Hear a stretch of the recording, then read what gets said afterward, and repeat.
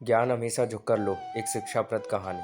शास्त्रों में पारंगत एक विख्यात पंडित एक वृद्ध साधु के पास गया और बोला, महात्मा जी, मैं सत्य की खोज में हूँ, कृपया मेरा मार्गदर्शन करें। साधु ने पूछा, तुम कौन हो वत्स? पंडित बोला, महात्मा जी, आप मुझे नहीं जानते, मैं कई शास्त्रों में पारंगत पंडित हूँ। इस नगर में मेरी बड़ी प्रतिष्ठा है, किंतु सत्य खोज ना सका। आपसे ज्ञान प्राप्त करना चाहता हूँ ताकि सत्य को पा सकूँ। साधु बोले, तुम लिख कर ले आओ कि तुम क्या जानते हो। जो तुम जानते हो उसे बताने का कोई औचित्य नहीं है। जो तुम नहीं जानते वो ज्ञान मैं तुम्हें दे दूंगा। व्यक्ति लौट गया। उसे शास्त्रों का इतना अधिक ज्ञान था कि उसे लिखते लिखते 3 वर्ष बीत गए। 3 वर्ष बाद जब वह साधु के पास पहुंचा तो उसके हाथ में 1000 पृष्ठों की पोथी थी। साधु और वृद्ध दो चले थे। पोथी देखकर बोले, मेरी आयु हो चली है, इतना तो मैं पढ़ ना पाऊंगा, इसका सार लिख कर ले आओ। पंडित लौट गया और सार लिखने लगा। इसमें उसे 3 माह लग गए। 3 माह बाद जब वो साधु के पास पहुंचा तो उसके हाथ में 100 पृष्ठ थे।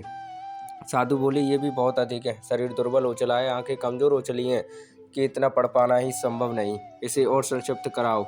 पंडित वापस चला गया और 7 दिन बाद एक पृष्ठ में सारे सूत्र लिख कर ले आया। साधु मृत्युशैया पर थे। पंडित ने वो एक पृष्ठ साधु की ओर बढ़ाया तो वे बोले, मैं तुम्हारी ही बाट जो रहा था। देख रहे हो कि मेरा अंतिम समय आ चुका है, तुम कब मेरी बात समझोगे? जाओ इसे और संक्षिप्त कर लाओ। साधु की बात सुनकर मानो पंडित की आंखें खुल गईं। वह तत्काल दूसरे कक्ष में गया और एक कोरा कागज ले आया। साधु मुस्कुराए और बोले, इस कोरे कागज का अर्थ है कि मैं कोरा हूँ, पूर्णतः खाली, अज्ञानी। अब तुम मेरा ज्ञान प्राप्त करने के योग्य हो। शिष्य वह है जो गुरु के समक्ष ये भाव रखे कि वह कुछ नहीं जानता। जो सर्व ज्ञाता है उसे गुरु की क्या आवश्यकता। तो साधु ने उसे जीवन के सत्य का ज्ञान दिया और प्राण त्याग दिए उसने। सीख।